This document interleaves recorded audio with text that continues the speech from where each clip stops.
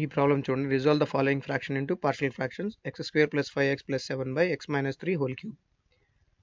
మన మోటివ్ ఏంటి అంటే ఇవ్వబడిన ఫంక్షన్ ఒకటి f ఆఫ్ x అనుకుంటే దాని యొక్క partial fractions a by g of x plus b by h of x plus and so on అనే పార్షియల్ ఫ్రాక్షన్స్గా విడగొట్టవలసి ఉంటుంది. అదే మన మోటివ్. ఇక ఇన్వెస్టిగేషన్కి వస్తే మనకి ఇవ్వబడిన ఫంక్షన్ కనుక రాస్తే x square plus 5x plus 7 by x minus 3 whole cube.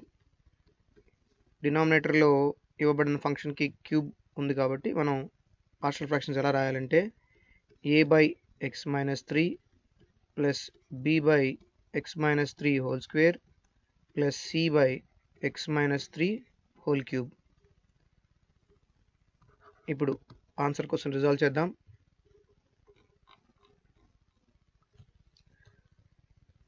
Right hand side కనుక ఎల్సిఎం తీసుకున్నట్లయితే డినామినేటర్లో నాకు x మైనస్ 3 హోల్ క్యూబ్, న్యూమరేటర్లో a into x minus 3 whole square plus b into x minus 3 plus c వస్తుంది.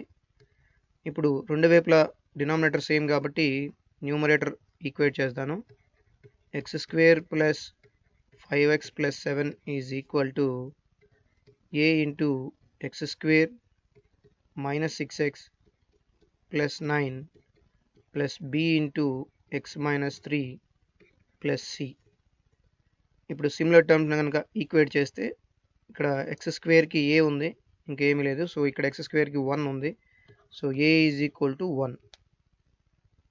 అలాగే ఇప్పుడు x terms కనుక equate చేస్తే ఇక్కడ 5 ఉంది, ఇటుపక్క minus 6a plus b is equal to 5. ఏ వాల్యూని కనుక ఈ ఈక్వేషన్లో సబ్స్టిట్యూట్ చేస్తే minus 6 plus b is equal to 5.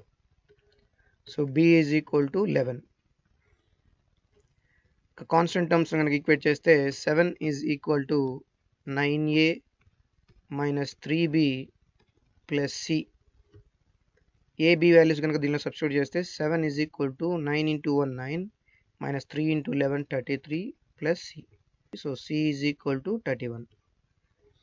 C value, B value, A value వచ్చేసినాయి కాబట్టి ఇప్పుడు పార్షియల్ ఫ్రాక్షన్ రాస్తే x square plus 5x plus 7 by x minus 3 whole cube is equal to 1 by x minus 3 plus 11 by x minus 3 whole square plus 31 by x minus 3 whole cube.